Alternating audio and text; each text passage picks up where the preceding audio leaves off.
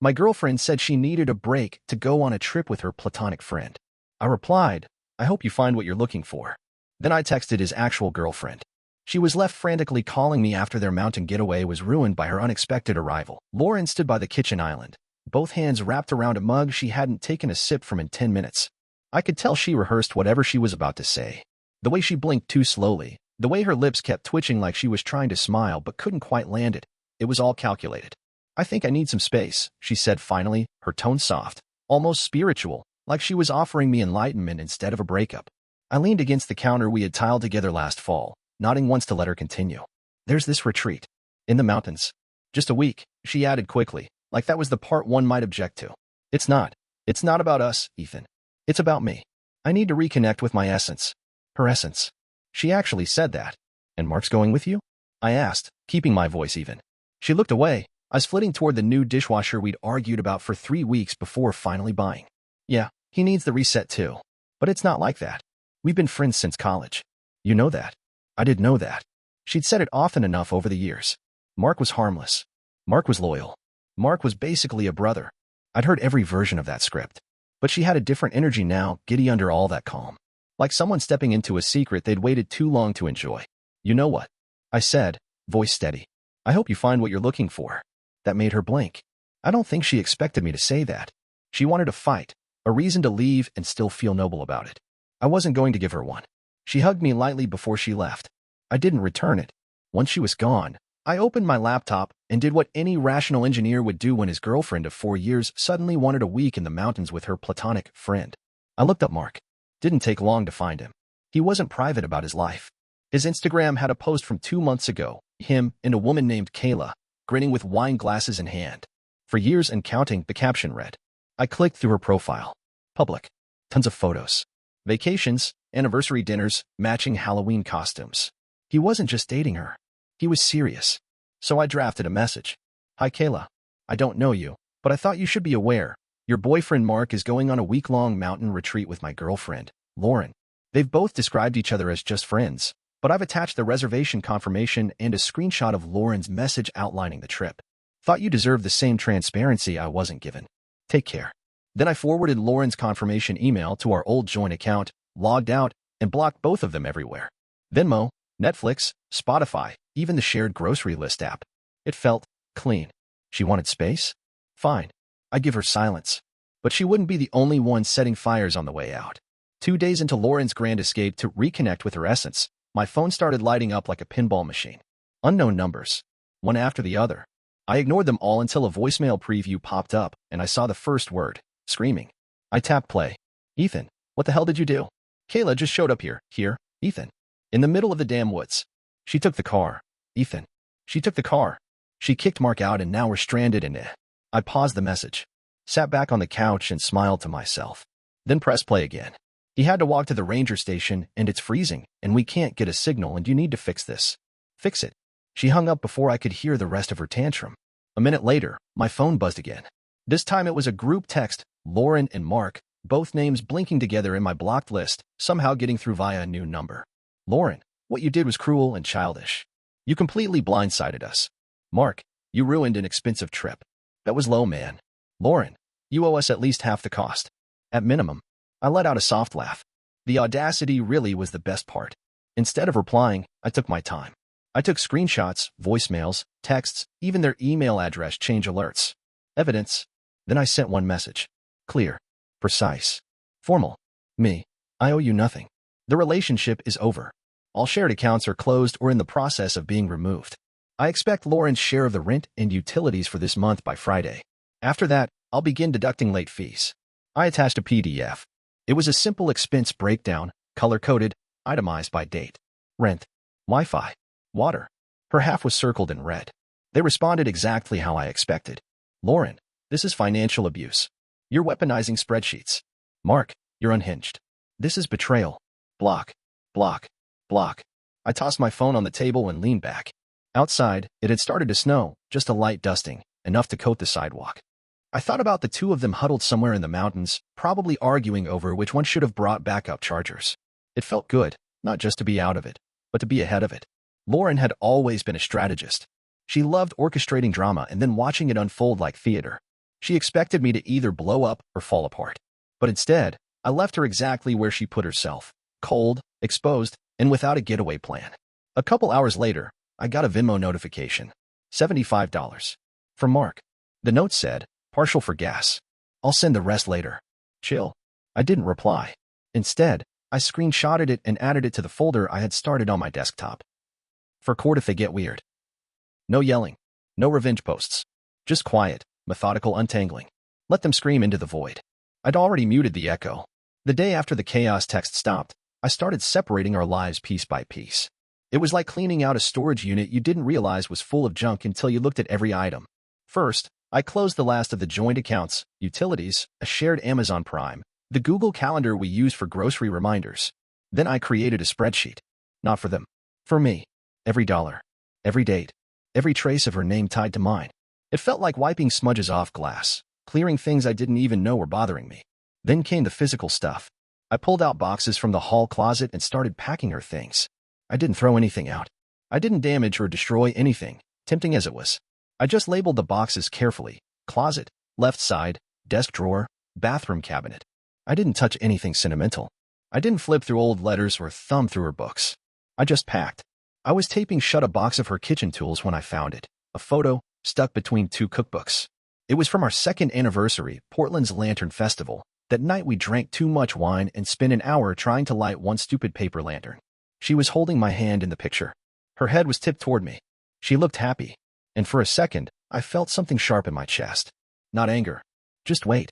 I slid the photo into a small envelope and added it to the bedroom top drawer box. Then I went back to taping. By the time I was done, there were 6 boxes lined up neatly by the door. I printed 2 copies of the lease release form and placed them on top. Then I sat down, turned the thermostat down to 65, and opened a beer. I didn't expect her to come back that night. But she did. It was close to midnight. I heard the key in the lock, the quiet scrape of boots on the hardwood. Then her voice, bitter and flat. You changed the Wi-Fi password. I stayed seated. Yup. She walked into the living room, makeup smudged, hair in a messy bun, still wearing the same overpriced mountain retreat hoodie from the Instagram photo Kayla had posted and later deleted. Mark wasn't with her. She looked at the boxes and scoffed. You packed my stuff? I nodded. It's all there. You can take it whenever. Lease release is on top. She picked up the paper, scanned it, then looked at me. I'm not signing this tonight. That's fine, I said, cracking another beer. But here's the deal. If you don't sign, we live like roommates. Chore chart goes on the fridge. Expenses split to the penny. And every time you turn the heat up, I bill you. She glared at me. You're serious. I gestured around the room. Does it look like I'm playing? She dropped the paper back on the stack. I'll sleep on the couch. Suit yourself. Then she grabbed a throw blanket from the chair, flopped down dramatically, and turned her back to me. I didn't say anything else. I just walked over to the thermostat and dropped it 2 degrees lower. By the time I sat back down, she was already shivering under that thin blanket. But I didn't offer her another one. She wanted to stay? Fine. Let her stay. Let the cold and the silence make the rest of the argument for me. By the next morning, I was done waiting for things to resolve themselves. Lauren stayed huddled on the couch until nearly noon, then left without saying a word. No note. No message. Just silence and the lingering smell of her expensive lavender shampoo and the throw blanket she'd wrapped herself in all night. That was fine. It gave me space to work. I created an invoice template. Nothing fancy, just columns for date, item, cost, and share due. At the top, I wrote, shared household expenses, Lauren's portion. First item, toilet paper. Second, dish soap. Third, utilities for the last week, calculated down to the kilowatt hour. I sent it to the email we used to share for bills. I added the words, please remit payment by Friday to avoid late fees. Then I made a second document, an itemized breakdown of everything we'd bought together over the last 6 months. From the bar cart she insisted we needed, to the string lights she ordered from Etsy. I labeled who paid for what, how much, and what was still owed. At the bottom of the page, I added, lease liability remains 50-50 until formal release is signed. No more guesswork. No more shared goodwill. Just numbers and accountability. Outside the apartment, I started laying quiet groundwork. I emailed the landlord, attached the lease release forms, and let him know I was ready to remove Lauren as a tenant. I CC'd her. No comment. Just documents. Then I texted 2 of our mutual friends. Me, Lauren, and I broke up. Just a heads up in case she spins it weird. Simple. Neutral. Enough to start the cracks. By the end of the week, the cracks widened. It started small. Our friend Maddie posted a group selfie from last summer and tagged us both. Then she added a comment. Crazy how people change. I didn't reply, but Lauren did. Something defensive. Maddie clapped back. 2 more people liked Maddie's comment. Then someone else messaged me directly. Is it true she lied to Kayla? I didn't confirm. I just replied. I sent Kayla the screenshots. She knows everything now. And that was enough. Within 24 hours, Kayla posted a story, a blurry picture of her boots on a gravel road, captioned, "Funny how the people screaming 'trust me' are the same ones texting their exes behind your back." Lauren didn't mention it, but I could feel the tension in the apartment shift. She stopped using the living room, started tiptoeing around like a tenant in her own space. When she came home, it was quick, quiet, like she wanted to avoid being seen, and she never paid the invoice. So I sent a second one, with a late fee. Then I opened a small claims filing, just to keep it formal. By week's end, I barely noticed her presence. Her coffee mug stopped showing up in the sink. Her boots vanished from the front hall. I caught her sneaking clean laundry from the dryer late at night, always careful to avoid eye contact. One evening, I came home to find her toothbrush gone. The next morning, I noticed one of her boxes had disappeared. She was still technically living here, but she was already evacuating in layers, slipping out of this life like she hoped I wouldn't notice. But I did. Every silence, every absence. She wasn't just losing the apartment. She was losing the story, the support, the narrative. I never raised my voice, never slammed a door.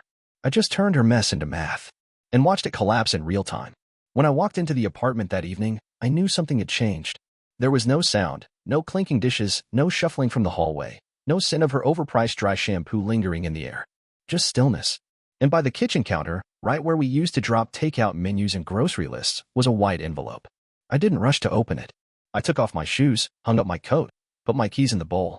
Then I walked over and picked it up like it might burn me. Inside was a check for $500. The memo line read, "Paid in full." Beneath it, folded once, was the lease release form. Signed. Her handwriting was tight, deliberate. No message. No apology. Just her signature and a date. I held the check in my hand for a long moment.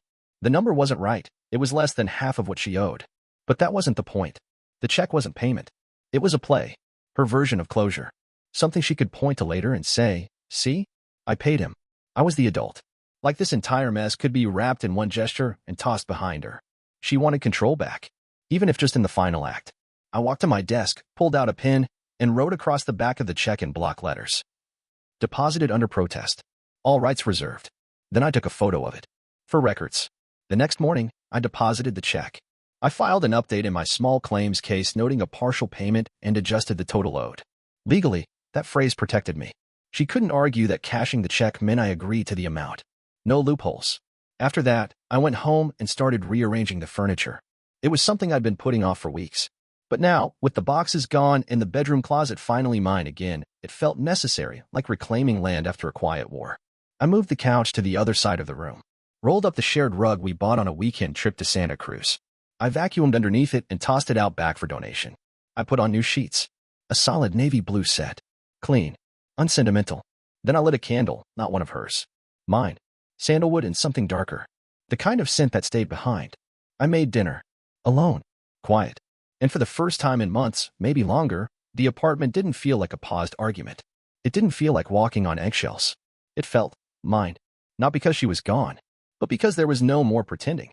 Lauren had made her final move, and I'd made sure it landed with no power. I didn't need revenge. I just needed closure with teeth. And now I had it.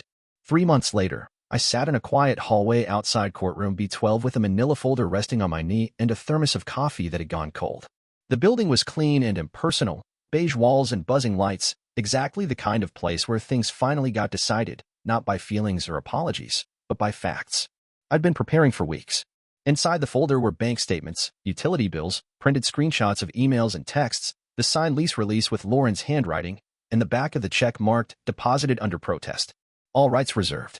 I even included a time-stamped invoice history and my original small claims filing with the updated amount. She walked in 5 minutes before the session started, alone, wearing a stiff gray blazer over black leggings and dirty sneakers.